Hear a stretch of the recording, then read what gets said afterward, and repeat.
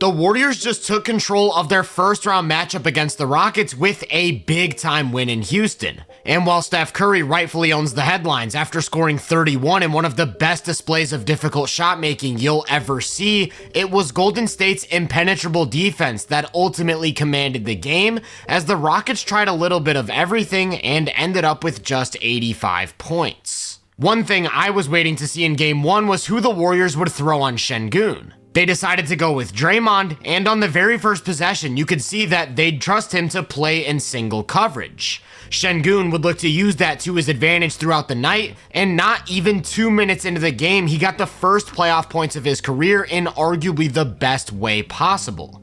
Then a few moments after that, they turned defense into offense with this transition 3 from VanVleet capping off a quick 7-0 run to open the series. But it was from that point on where Golden State's defense would take over. It started with Brooks posting up Steph from an empty side, and you'll notice that Draymond roams way off of Şengün to help, while indicating for Podziemski to rotate behind him and play Şengün in the middle. With Jimmy in the dunker, that's 3 different defenders zoning up the paint, then they've got the speed to recover to the perimeter and close out on a shooter. I like to think of Draymond's role in this game as a sort of middle linebacker. Anytime the Rockets tried to get anything downhill, he was parked in the middle of the paint, then he's not going to close out to Şengün as they're comfortable living with the outside shot.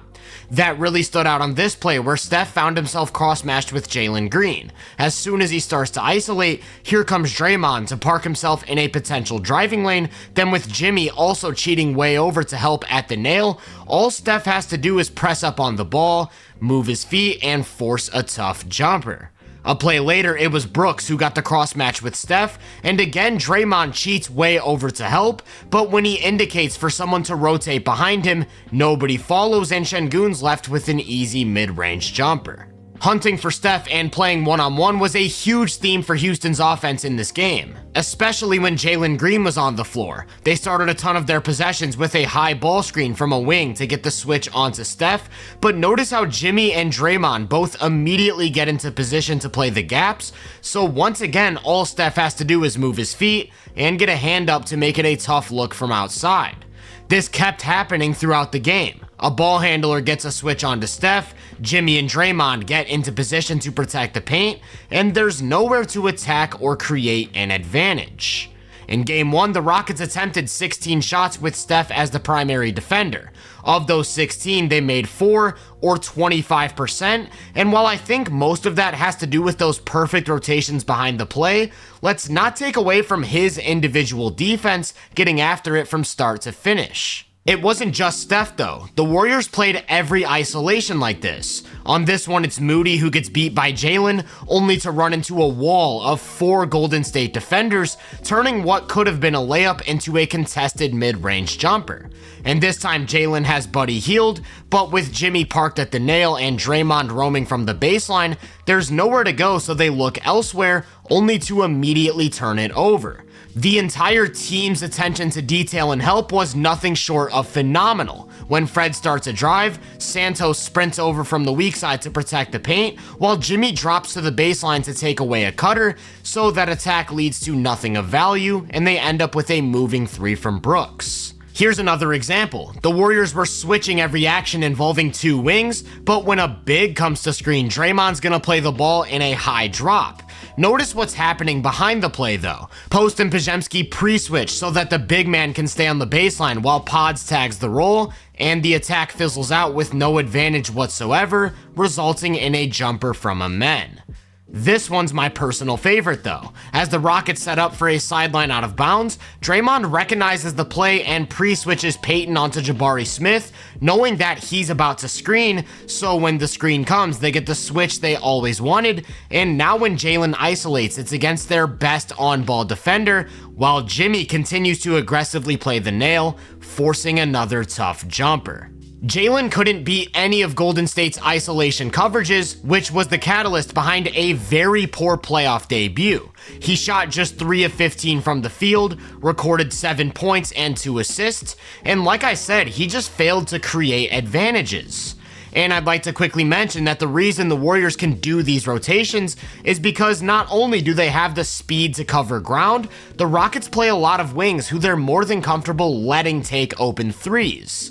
Houston tried to get Jalen an advantage a few times by setting up with a high ball screen from the big, but Draymond just sat way back in drop coverage to play the drive, while Jimmy roamed off of a men to potentially take the roll. And really, there are only two adjustments I can see the Rockets making. One is to simply get as much shooting on the floor as possible, as the ultimate counter is to make them pay for overhelping.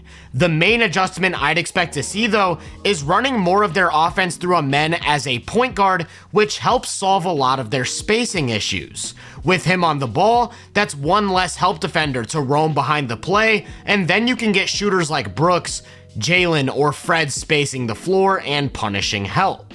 In Game 1, the Rockets tried to counter the Warriors' aggressive help by setting up more of their offense through Şengün up top. That way, Draymond's not in a position to roam, but this really didn't work in the way they expected. They tried setting up some off-ball action, to which the Warriors just continued to switch everything, with a low man cheating over to play any potential cuts, and they ended up with quite a few possessions of Şengün just isolating Draymond from the middle of the floor. If Şengün handed the ball off to a guard, Draymond would continue to sit back in that deep drop, so these actions often led right back to an isolation, and remember, they're more than comfortable leaving those in single coverage. Draymond's lower center of gravity and agility allow him to stonewall most of these face-up attacks, and without aggressive help, again, the Rockets weren't really getting any advantages. One adjustment that I'd make is to abandon these middle of the floor touches for Şengün and instead set him up with his back to the basket on an empty side. That way, instead of trying to get downhill only to continuously get beat to the spot, he can use his size advantage to work his way in close, creating easier looks and potentially getting Draymond into foul trouble. Then in the event that it's a big like Looney or post on him, that's when I'd get back to more downhill play, whether that means an inverted ball screen or middle of the floor isolation.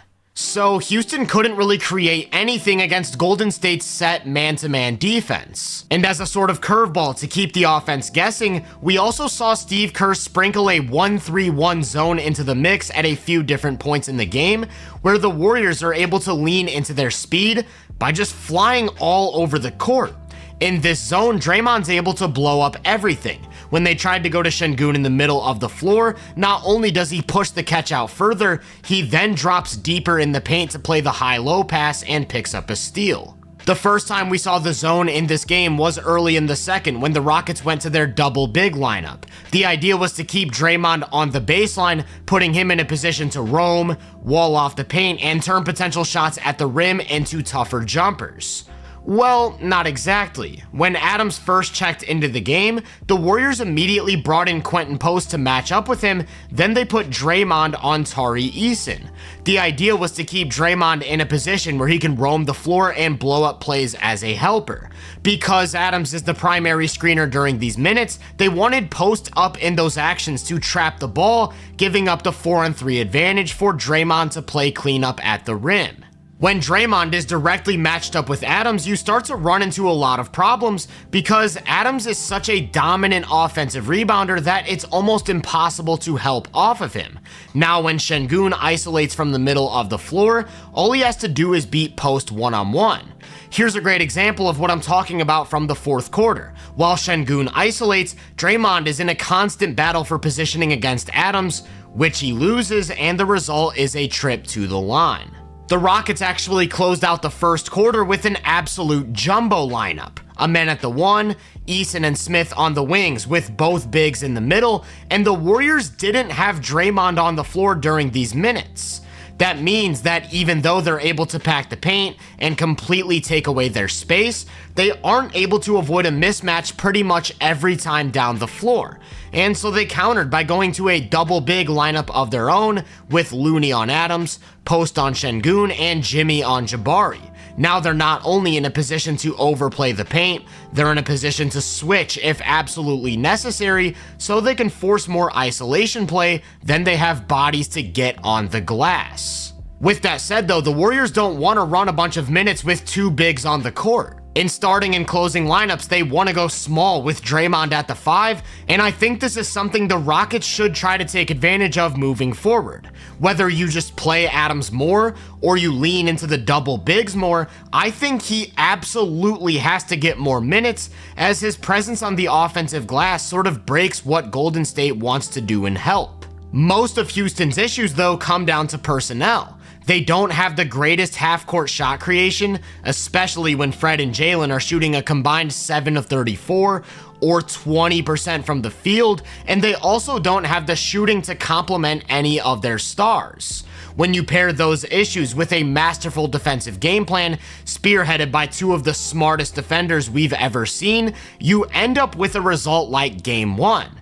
The Rockets in this game had an offensive rating of 96.6, which was their second lowest mark of the entire season, only ahead of a game on December 5th where they faced the Golden State Warriors. As far as adjustments go, it's hard to land on anything concrete, but from what I saw, I think they can go away from the perimeter isolation game a bit, especially when it comes to hunting for Steph.